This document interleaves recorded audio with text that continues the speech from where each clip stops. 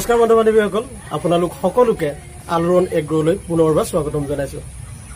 আমি এতিয়া আহি পাইছোঁহি লখিমপুৰ জিলাৰ নাৰায়ণপুৰ অঞ্চলৰ ৰঙতি নামে এখন গাঁও।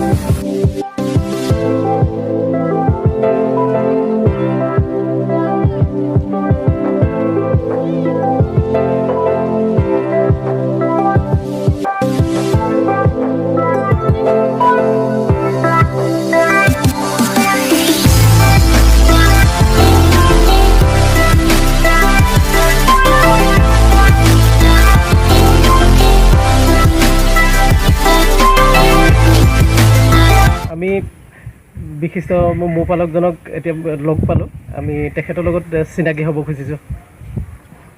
নমস্কাৰ, মোৰ নাম শ্ৰী ভুগেশ্বৰ গগৈ। মোৰ ঘৰ ইতিমধ্যে লখিমপুৰ জিলাৰ ধলপুৰ মৌজাৰ ৰঙতি গাঁও পঞ্চায়ত এলেকাৰ ভোগৰা গাঁৱৰ মই নিবাসী। আপোনাৰ এই মৌ পালন কেতিয়াৰ পৰা আৰম্ভ কৰিছিলে? মই 79 চনতে যোৰহাট এগ্ৰিকালচাৰ ইউনিভাৰ্চিটিত মই ট্ৰেইনিং কৰিছিলোঁ। ট্ৰেইনিং কৰি আহি 80 চনৰ পৰা মই মৌ পালন আৰম্ভ কৰি আছোঁ। বৰ্তমান এতিয়া মৌ পালন কৰি আছোঁ। আপুনি প্ৰথমে মৌৰ কলনী কিমানৰ পৰা আৰম্ভ কৰিছিলে আৰু বৰ্তমান কিমান আছে? মই বৰ্তমান আগতে পহিলা মই যেতিয়া মই 80 চনৰ পৰা যেতিয়া মৌ পুহিবলৈ আৰম্ভ কৰিলোঁ, তেতিয়া মোৰ বৰ্তমান আছিলে মই এবাহৰ পৰা গৈ এবাৰ ধৰি বিভিন্ন ঠাইত ধৰি মেলি আনি বৰ্তমান এতিয়া মোৰ 65 বাঁহ আছে। ঘৰৰ আশে পাশে প্ৰায় 20 বাঁহমান আছে, বাৰীটো আছে। আৰু সোণাজুলি বুলি এডোখৰ ঠাই আছে, এই তাত অলপ পাহাৰৰ কাষত মই ৰখা হৈছে। তাতে মই এটা নেপালী ল'ৰা সংস্থাপন দি থৈছোঁ। আৰু তাৰোপৰি গুৱাহাটীতো আছে, গুৱাহাটীতো শান্তি চাপনা আশ্ৰম, তাতো এতিয়া 8 বাঁহ আছে।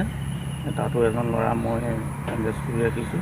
তাতে আৰু এটা হ'ল কি শিৱসাগৰতো তেনেকৈ আছে, তাতো মই এজন যুৱকক ট্ৰেইনিং দিয়াই ৰাখি থৈছোঁ। আৰু বৰ্তমান ইমানেই আৰু এনেধৰণে মই মৌ পালন কৰি আছোঁ। আপোনাৰ জানিব পাৰিলোঁ যে আপোনাৰ যথেষ্টখিনি মৌৰ বাঁহ আছে, গতিকে ইমানখিনি অকলে চম্ভালে নে লগত কোনোবা সহায়ক হিচাপে থাকে?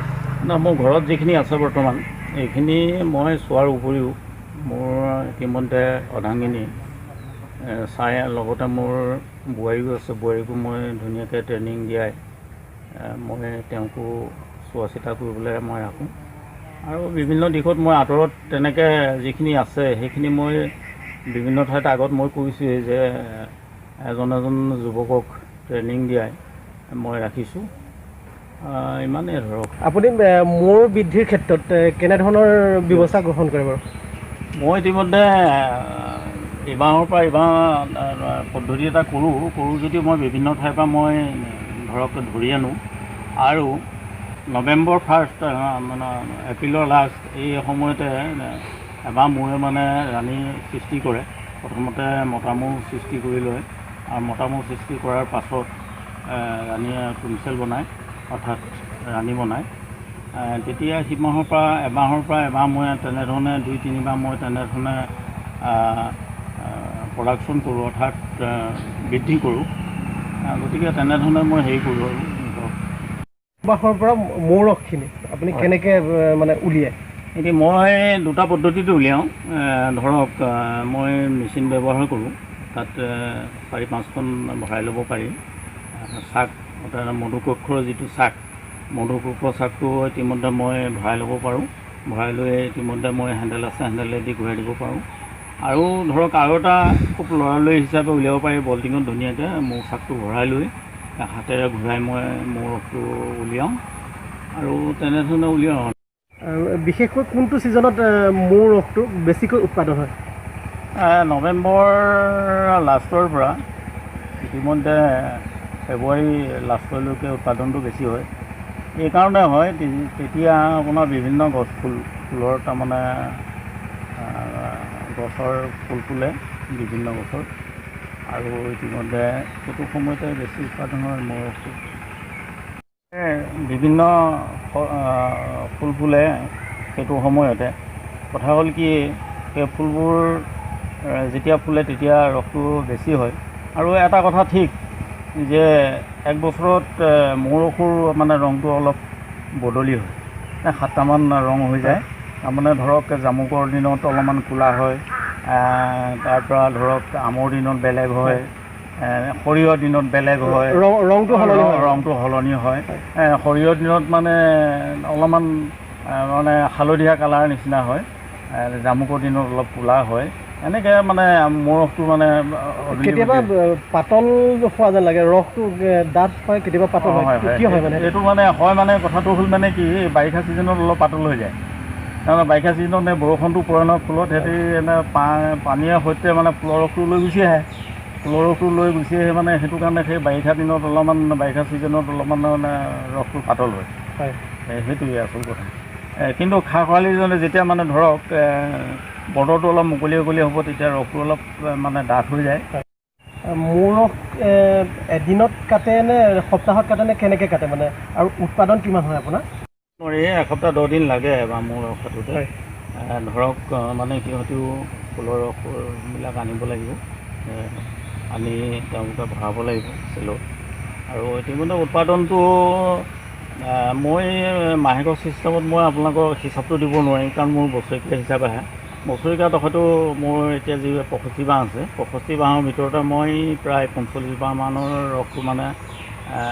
ৰসটো মই উলিয়াওঁ। বাকীখিনি মই মানে ধৰক উৎপাদনৰ কাৰণে মৌ বৃদ্ধিটোৰ কাৰণে তাৰমানে মৌ বৃদ্ধি কৰোঁ, সেই বাকীবিলাকৰ মই ৰসটো বৰকৈ নাকাটোঁ। কাৰণ মোৰ প্ৰায় 1.5-2 কুইণ্টেলৰ ভিতৰত হৈ যায় ছিজনৰ ওপৰত। তাৰমানে ছিজন মানে এনেকুৱা এটা ধৰক ক্লাইমেটৰ ওপৰত, বতৰৰ ওপৰত নিৰ্ভৰ কৰে। যদি বৰষুণ বৰ বেছি হৈ থাকে, বৰষুণ বেছি হৈ থাকিলে মানে তাৰমানে তেতিয়া ৰসটো পোৱাটো অলপ কম হয়, সেইটো গম পাইছেনে? গতিকে যদি বতৰটো ঠিক হৈ যায় তেতিয়া ৰসটো যথেষ্ট পাওঁ। প্ৰতি লিটাৰত কেনেকৈ? প্ৰতি লিটাৰত মই বৰ্তমান এতিয়া 400 টকাকৈ মই ইয়াৰ পৰা পঠাওঁ মানে ধৰক মই গুৱাহাটী পঠাওঁ, লখিমপুৰ, তাৰপিছত আপোনাৰ যোৰহাট পঠাওঁ, তাৰপৰা আৰু ডিব্ৰুগড় পঠাওঁ। এনেকৈ মানে লকডাউনৰ ক্ষেত্ৰত মোৰ এতিয়া ষ্টক আছে, আপোনালোকে চাব পাৰিব। যথেষ্ট ষ্টক মই যোৱাকালি অলপ পঠাইছোঁ, প্ৰায় 50 কেজিমান মই পঠালোঁ, কিন্তু বাকীখিনি আছে মই এতিয়া ড্ৰামত ভৰাই থোৱা আছে, আপোনালোকে চাব পাৰিব। গতিকে মই এতিয়া সেই ক্ষেত্ৰতে মানে মই এতিয়া বৰ কিবা বিপদতে পৰিছোঁ, কাৰণ মই মৌ ৰসটো উৎপাদন কৰিয়ে মই ল'ৰা ছোৱালী ধৰক ল'ৰা 2টা আছে, সিহঁতক মানে পঢ়া শুনাত অলপ সহায় কৰিব লাগে। আৰু ইতিমধ্যে সেইটো কাৰণতে অকণমান মই বিপদতে পৰিছোঁ এই লকডাউন।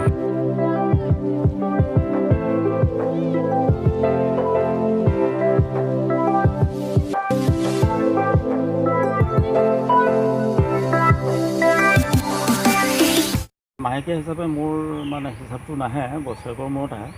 কাৰণ মই প্ৰায় ধৰক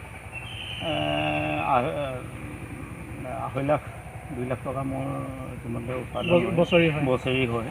কিন্তু এইবাৰ কিন্তু যথেষ্ট মোৰ মানে মৌ ৰস হৈছিলে, কিন্তু এইবাৰ যদি বতৰ লকডাউনটো যদি নহ'লহেঁতেন যথেষ্ট পইচা পাতি পালোহেঁতেন। ইয়াত কিবা খৰচ কৰিবলগীয়া থাকে? খৰচ মানে তেনেকৈ নাই। এটা বক্স আপোনাক কিনিলে মানে বক্সটোৰ দাম 2250 টকা লয় গোটেই ছেটটো। সেইটো বক্সটো এবছৰহে কিনিলে, গম পাইছেনে? তাক ধুনীয়াকৈ যদি প্ৰতিপাল কৰি ৰাখে, সি অন্ততঃ 20 বছৰ 25 বছৰ গুচি যাব। গতিকে খৰচ 2200 টকা খৰচা হ'ল। তাৰপিছত আপোনাৰ ধৰক টুপি লাগিলে, টুপি এটা অৰ্থাৎ ভেল বুলি কয়, টুপি 2টা লাগিলে, সেই 2টা নিজে ঘৰতে মানে মই দেখাম বাৰু অলপ পাছত। টুপি 2টা লাগিলে, এখন চুৰি লাগিলে, গম পাইছেনে? যদি মেচিনটো যদি কিনিব নোৱাৰে, এটা বল্ডিঙতে আপোনাৰ কাটিব পাৰে ৰসটো। চুৰি এখন কিনি আনিলে, ষ্টিলৰ চুৰি, মই এইটো অলপ পাছত দেখাম বাৰু বস্তুকেইটা যে এইকেইটা বস্তু লাগে। যদি মৌ থাকে, তেতিয়া আপোনাৰ ওচৰত কিন্তু বসন্তটো নহয়, ডায়েৰিয়া বস্তুটো নহয়। এইকাৰণে নহয়, তেওঁলোকৰ বসন্ত যিটো ভাইৰাছ, সেই ভাইৰাছটো মানে মৌৱে মানে গ্ৰহণ কৰি থাকে, গম পাইছেনে? সেইটো কাৰণে সৰু ল'ৰা ছোৱালীক যে আমি মৌ ৰসটো খুৱাব লাগে, যে প্ৰতিদিনাখনে অলপ অলপ মৌ ৰসটো খুৱাব লাগে। এইকেইটা এটা কথা সুধোঁ, কিবা ঔষধ প্ৰয়োগ কৰিবলগীয়া থাকে নেকি ইয়াত? মৌৰ ঔষধ প্ৰয়োগ কৰিবলগীয়া নাই। মই মানে এটা বস্তুৱে দিওঁ তেওঁলোকক, তাৰমানে ধৰক প্ৰতিষেধক হিচাপে দিওঁ। বহাগ মাহতে মই দিওঁ, তাৰমানে পুৰণা মৌ ৰস মই ৰাখি থওঁ, তাৰমানে 15 বছৰ 10 বছৰ পুৰণা মৌ ৰস ৰাখি থওঁ। নতুন মৌৰ লগত তাৰমানে তাৰ ধৰক মটৰ মাহটো অলপমান আনি প্লেটতে মিক্স কৰি মই তেওঁলোকক দিওঁ। এইটো ডায়েৰিয়াৰ কাৰণতে তেওঁলোকক, আমাৰ যেনেকৈ মানুহৰ জ্বৰ হয়, ডায়েৰিয়া হয়, তেওঁলোকৰ তেনেকুৱা কিছুমান সৃষ্টি হয়। আৰু তাত কিছুমান সুমি হয় পাখিবিলাকৰ গুৰিত বগা বগা অকণ অকণ চকুৱে ইমান মনিব নোৱাৰি, কিন্তু সেইবিলাকৰ কাৰণেতো মানে সেই পুৰণা মৌটো আৰু নতুন মৌৰ লগত মিক্স কৰি পেলাই মই তেওঁলোকক দিওঁ। আৰু যিবোৰৰ মানে প্ৰত্যেকৰে বেমাৰ হয়, কথাটো গম পাইছেনে? সেই বেমাৰটো প্ৰতিষেধক হিচাপে মই সেই বস্তুটো দিওঁ। আৰু এটা কথা হ'ল কি, যিবিলাক পুৰণা চাক থাকে না, সেইবিলাক ক'লা হৈ যায়। ক'লা হৈ যোৱাৰ লগে লগে সেই মৌচাকবিলাক কি কৰিব লাগে, সেই আগতীয়াকৈ মৌচাকবিলাক কাটি পেলাই দিব লাগে, বুজিছে? তাত কিছুমান পোক হয়, যেনে তাৰ মৌ পতংগ বুলি কয় অসমীয়াত, সেই মৌ পতংগ হৈ যোৱাৰ লগে লগে মানে সেই কি পোকবিলাকে সেই চাকবিলাক খাই মৌবিলাক ধ্বংস কৰি দিয়ে, বুজিছেনে? সেইটো কাৰণে আমাৰ এই মৌ বাকচ এইবিলাক দেখিছেনে? এই মৌ বাকচবিলাক চব ফল্ডিং, এইবিলাক গোটেই ফল্ডিং দেখিছে নাই? এই আপোনাৰ এয়া মৌ এয়া দেখিছেনে? চব ফল্ডিং, এইবিলাক এই চব দাঙিব পাৰি, বুজিছে নাই? এই দাঙি এইটো কাৰণে আমি চববিলাক আমি চাফা কৰি থাকিব লাগে, তাৰমানে পৰিষ্কাৰ। যেনেধৰণে আমি ধৰক ঘৰখন আমি পৰিষ্কাৰ কৰি ৰাখোঁ, মোচা কোচা কৰি ৰাখোঁ, মাটিৰ ঘৰ হ'লেও পকা ঘৰ হ'লেও আমি কিবা কিবি মোচা কোচা কৰি আনোঁ। সেইটো কাৰণে আমাৰ মৌ বাকচবিলাক তাৰমানে চাফা কৰি থাকিব লাগে। ব্ৰাছ এটা ল'ব লাগে, নহ'লে কিবা ফটাকানি এখন লৈ ধুনীয়াকৈ চাফা কৰিব লাগে। কৰিলে মানে ধৰক মৌখিনি অকণমান ভাল পালে, গম পাইছেনে? গতিকে এতিয়া আপোনালোকক মই অলপ আগতে আপোনালোকক দেখালোঁ যে আপোনালোকৰ এতিয়া মোৰ এনেকুৱা মৌ মই বনাই থৈছোঁ যে মোৰ আলহী আহিছে, তোমালোকে চুমা এটা খোৱাকৈ বোলা। কথাটো গম পাইছেনে? মোৰ মৌৱে মানে চুমাও খাব পাৰে, গম পাইছেনে? মই এনেকুৱা ধৰণৰ তাৰমানে মই যেনেকৈ বনৰীয়া হাতী যেনেকৈ পাহাৰৰ পৰা জংঘলৰ পৰা আনি পেলাই তেওঁলোকে উঠ ব কৰিব পাৰে, বইত বুলি ক'ব পাৰে, সেই মৌকো আপোনাৰ চব বনাব পাৰি। কিন্তু এটা ঠিক, অহৰ্নিশে যাৰ ঘৰে নুগুচে কণ্ডল, তাৰ ঘৰে সুখ নুফুলে কমল। যদি কাজিয়া পেচাল লাগি থাকে, ময়ো কাজিয়া পেচাল লাগিব। গতিকে মোক যদি ভাল ধৰণে তাৰমানে ধৰক কথা বতৰাখিনি হৈ থাকে, মোৰ লগত কথা বতৰা হৈ থাকে, তেওঁলোকৰ বিপদ হোৱাৰ লগে লগে আপুনি লেট্ৰিনত থাকক, আপুনি খাদ্যত থাকক, বা আপুনি গা ধুৱে থাকক, বা আপুনি কিবা এটা আপুনি অধ্যয়ন কৰি থাকক, তাতে গৈ আপোনাৰ কাণৰ ওচৰত গৈ পেলাই গাত কামুৰিবগৈ, তেওঁলোকৰ বিপদ হ'লে ধৰক এনেকুৱা কিছুমান শত্ৰু আছে, কন্দুৰ আহিব সময়লৈ, কথাটো গম পাইছে নাই? সময়লৈ আপোনাৰ জেঠী আহিব, এইবিলাক মানে এই জেঠী প্ৰতিৰোধ হৈছে, জেঠীবিলাক পঠাব লাগিব। কদুৰ হয়তো ঠিক ধৰক কদুৰ আহি আক্ৰমণ কৰে, বৰলাই কৰেহি, মানে গম পাইছেনে? যে য'ত নেকি অমৃত প্ৰস্তুত হয়, গম পাইছে নাই? সেই অমৃতৰ কাৰণে প্ৰত্যেকে আশা কৰে, গম পাইছেনে? অকল আমাৰ মানুহে নহয়, তাৰমানে অন্য পোক পতংগবিলাকেও সেই অমৃতৰ কাৰণতে আশা কৰে। মোৰ কিবা প্ৰজাতি আছে নেকি, বা কোনবিধ প্ৰজাতি বিশেষকৈ ভাল পুহিবৰ ক্ষেত্ৰত, আৰু ধৰক ইয়াৰ উপকাৰিতা কি? মৌ প্ৰজাতি বুলি কোৱাৰ লগে লগে মৌ প্ৰজাতি 4টা আছে। এটা হ'ল পহিলা বৰ মৌ, সি ওখ গছত লয়, চাকটো বাহিৰেও তাৰ। আৰু এটা হ'ল ইটালিয়ান বা পশ্চিমীয়া মৌ বুলি কোৱা হয়। সেইটো আমাৰ ইয়াত ইতিমধ্যে আমাৰ যোৰহাট এগ্ৰিকালচাৰ ইউনিভাৰ্চিটিত 4 মাহ ইতিমধ্যে ৰাখিছেই তেখেতলোকে আনি পেলাই বাহিৰৰ পৰা। আৰু এটা হ'ল কোনকণী মৌ বা নল মৌ বুলি কোৱা হয়। সেইটো চাকটো মানে সেই আপোনাৰ দুগদুগী লেখীয়াকৈ এনেকৈ দীঘলীয়াকৈ বনায় বস্তুটো, সেইটো আপোনালোকে দেখিছে। আৰু এটা হ'ল মাখি মৌ বা খুৰঙীয়া মৌ, অৰ্থাৎ এই মৌটো, এইটো মাখি মৌ বা খুৰঙীয়া মৌ বুলি কোৱা হয়। গতিকে ইয়াৰ উৎপাদনটো বেছি। আৰু ধৰক বৰ মৌ যিটো ৰস বা কোনকণী যিটো মৌ ৰস, ইয়াৰ মানে ঔষধি গুণটো অলপ খুব কম। তাৰমানে তেওঁলোকৰ ওপৰৰ পৰা বস্তুবিলাকে ৰসবিলাক নিয়ে, ই হ'ল বিভিন্ন তলতো পৰে ওপৰতো পৰে, গতিকে ইয়াৰ ঔষধি গুণটো বেছি। গতিকে ইয়াৰ ঔষধি গুণটো এনেকুৱা নিয়ে 226টা মানে মেডিচিনত ইয়াক প্ৰস্তুত কৰিব পাৰি। আৰু এটা কথা মানে মই ঘূৰি পেলাই এটা কথা লক্ষ্য কৰিছোঁ যে বাঁহখিনি আপুনি য'তে ত'তে ঘূৰিছে, সেইটো মানে কিয়? আৰু এটা লক্ষ্য কৰিছোঁ, ধৰক বাঁহৰ যিটো মুখখন উত্তৰমুৱা হয়, এটা মানে আপোনাৰ এই গেট ওলোৱা সোমোৱা যিটো গেট অৰ্থাৎ দৰ্জাটো দক্ষিণ আৰু মানে উত্তৰ চাইডলৈ এটা কৰা হয়। কাৰণ মই এইটো কাৰণে হয়, পূব আৰু পশ্চিম চাইডলৈ কৰা নহয়। কি হয়, সিহঁতে পূব চাইডৰ পৰা ডাইৰেক্ট পোহৰটো পৰে, আৰু পশ্চিম চাইডলৈ যেতিয়া সূৰ্যটো গুচি যায় তেতিয়া ডাইৰেক্ট হয়, তেনে বাঁহটোত মানে পোহৰটো পৰি যায়। এওঁলোকে কি হয়, যিটো খুৰঙীয়া বা মাখি মৌ কোৱা হৈছে, এইটো তেওঁলোকে আন্ধাৰতে বস্তুটো ঘৰটো প্ৰস্তুত কৰে, কথাটো গম পাইছেনে? সেইটো কাৰণে এই দক্ষিণৰ ফালে দিলে মানে পোহৰটো ডাইৰেক্ট নপৰে, বা উত্তৰ ফালে দি দিলে মানে ডাইৰেক্ট পোহৰটো নপৰে। গতিকে তেওঁলোকৰ যেতিয়া মৌ এমাহৰ মানে উৎপাদনটো খুব বেছি বৃদ্ধি কৰিবলগীয়া হয়। কিন্তু এইটো ঠিক, পূবফালে দিলেও হ'ব, পশ্চিমফালে দিলেও হ'ব, কিন্তু এইটো ঠিক পশ্চিমফালে পূবফালে যি বা মৌ দিব, সেই বাঁহৰ উৎপাদনটো খুব কম আছে। গতিকে দক্ষিণ আৰু উত্তৰমুৱা যেতিয়া দিয়া হয়, সেই মৌ বাঁহৰ খুব কোবাল হয়, আৰু কোবাল হ'লে মানে ৰসটো খুব বেছি হয়, আৰু কৰ্মী মৌবিলাকো বেছি উৎপাদন হয়। কথাটো গম পাইছেনে? আপুনি ঘৰৰ আশে পাশে বাৰীত কিয় মৌ ৰাখিছে?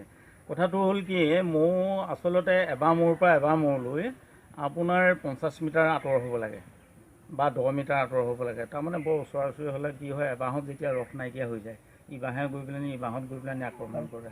কথাটো গম পাইছে নাই? সেইটো কাৰণতে মই এনেকুৱা ঠাইত থৈছোঁ। এতিয়া গৰমৰ ছিজন, মই আগত মানে ধৰক ক'ৰবাত ৰাখিছিলোঁ। এতিয়া গৰমৰ ছিজনত মই এটা ঠাণ্ডা জেগাত গছৰ তললৈ নিবলগীয়া হৈছে, খুঁটা পুতিবলগীয়া আছে। পোষ্টবিলাক আপুনি দেখিছে বিভিন্ন ঠাইত ঠাণ্ডাৰ কাৰণতে মানে সিহঁতক কোনো প্ৰতিপালন, তাৰমানে এইটো কাৰণতে বিভিন্ন মানে প্ৰতিপালো কৰিব লাগে। মই আগতে কৈ গৈছোঁ। আৰু এটা কথা হ'ল কি, এইখিনি মই কথা এটা কওঁ, এতিয়া আমাৰ যুৱকসকলে এনেকুৱা ধৰক চাকৰি বাকৰি বিচাৰিছে, কিবা কৰিছে, ক'ৰবাত গৈ এপ্লাই কৰিছে, চাকৰি পোৱা নাই, ক'ৰবাত কোম্পানীত গৈছে। কি দৰকাৰ আছে এইবোৰ? দৰকাৰ নাই। আপোনাৰ যদি আপোনাৰ বছৰি এবাৰ যদি মৌ আপোনাৰ 10 বাৰ মৌ যদি হেৰি কৰে, 10 বাহত আপোনাৰ ধৰকচোন 1 বছৰত, এতিয়া মই অথনি আগতে কৈছোঁ যে 55 মাহৰ পৰা মই ৰস কাটোঁ। গতিকে 55 মাহত এবাৰ মই প্ৰায় 2 কুইণ্টেল 2.5 কুইণ্টেল মই ৰসটো মই এতিয়া আপোনালোকক মই অলপ পাছতে কৈছোঁ যে দেখাম। গতিকে তাৰপৰা ধৰক 400 টকাকৈ মই পঠাই দিওঁ। তেখেতলোকে আপোনাৰ ধৰক 500 টকা 600 টকাকৈ তেওঁলোকে বিক্ৰী কৰে। গতিকে আমাৰ যুৱকসকলে কি চাকৰি বাকৰি বিচাৰি ফুৰিবলৈ, আমি মৌ পালন যদি কৰোঁ, আমি মৌ পালন কৰি মৌ পালনৰ লগতে আমি নেমু খেতি কৰোঁ, কমলা খেতি কৰোঁ। ধৰক এতিয়া মোৰ আপোনালোকে চাব, এতিয়া মোৰ বিভিন্ন খেতি আছে আপোনাৰ, সেইবিলাকত আপোনাৰ মোৰ নেমু আছে। গতিকে তেওঁলোকে কি হয়, ইপাৰ ফুলৰ পৰা ইপাৰ ফুলত যেতিয়া পৰে তেওঁলোকে পৰাগ সংযোগ ঘটায়। কথাটো কৈছে, পৰাগ সংযোগৰ ফলত সেই ফল ফুলবিলাক বেছিকৈ লাগে। গতিকে আমাৰ যুৱকসকলে এনেকুৱা এটা কথা হয়, মানে কি বিভিন্ন ঠাইত ৰৈ থাকে, ক'ৰবাত চেণ্টাৰত কেৰম খেলে, কিবা কৰে বা চাকৰি বাকৰি বিচাৰি ঘুমটিয়াই ফুৰে। এনেধৰণে যদি ঘৰতে থাকি ঘৰৰ ভাতকেইটাই খালে, ঘৰতে খেতি পথাৰ কৰিলে, বেঙেনা কৰিলে, কেৰেলা কৰিলে, তাৰ ফুলৰ পৰা কিছুমান কাম কৰিলে, জিকা কৰিলে, নেমু কৰিলে, এইবিলাক যদি কৰি নিজে ঘৰতে যদি থাকি ঘৰতে ভাতকেইটা খায়, এইবিলাক যদি কৰিব পাৰে, তেতিয়া যথেষ্ট মানে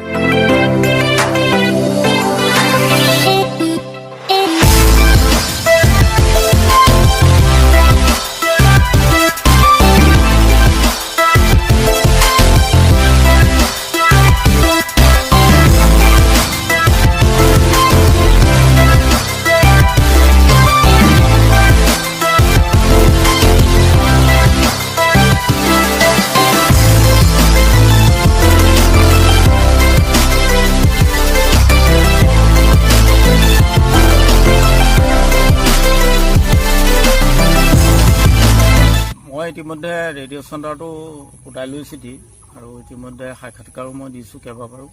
প্ৰায় এতিয়ালৈকে ধৰক অন্ততঃ 80-90 বাৰমান মই তেনে ৰেডিঅ'লৈ গ'লোঁ। আৰু ৰেডিঅ'টো মই কৈছোঁ আমাৰ যুৱ প্ৰজন্মক, যুৱক যুৱতীসকলক, গতিকে স্বাৱলম্বী দিশত নিজে প্ৰস্তুত হওক। আৰু যদিও কিবা নাজানে মোৰ ওপৰত, আহক মই শিকাই দিম।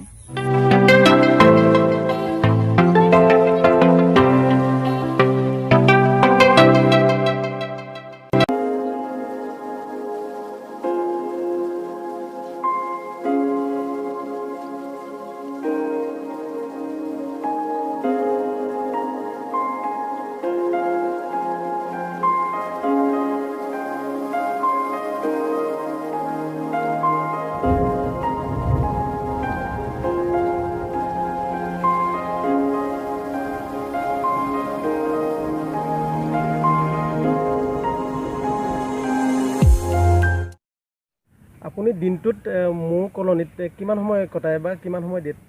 ইতিমধ্যে মই মৌ কলনী মানে এবাৰ মৌ, তাৰমানে এবাৰ মৌক এটা বক্সৰ সৈতে এটা কলনী বুলি কোৱা হয়, গম পাইছেনে? সেই মৌ বাহক আচলতে এবাৰ হিচাপে মই নহয়।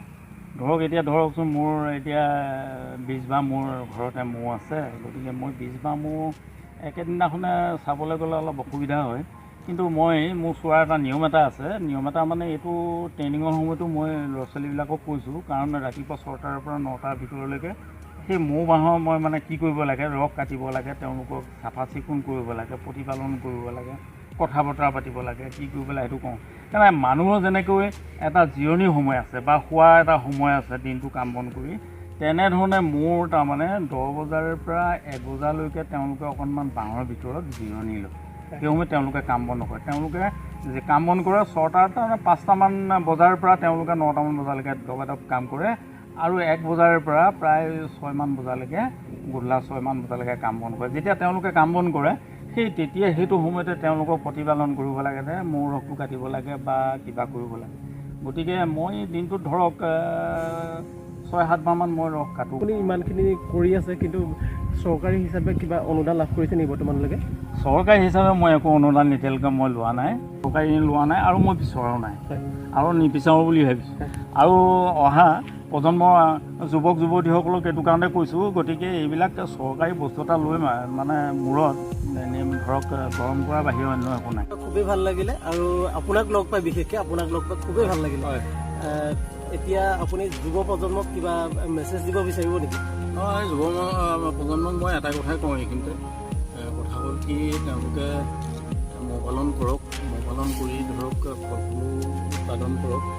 আৰু যদি বৰ বিশেষ যদি মোৰ ওপৰত কিবা নাজানে তেওঁলোকে আহক, মই দেখুৱাই দিম। আৰু বিভিন্ন ঠাইত ইতিমধ্যে মই দেখুৱাইছোঁ আৰু বিভিন্ন ঠাইত মই ট্ৰেইনিং দিছোঁ, লখিমপুৰতো দিছোঁ তেনেকৈ, ধৰক আমাৰ ৰঙতি গাঁও পঞ্চায়ততো মই তেনেকৈ ট্ৰেইনিং দিছোঁ আৰু গুৱাহাটীতো দিছোঁ কেইবা ঠাইতো।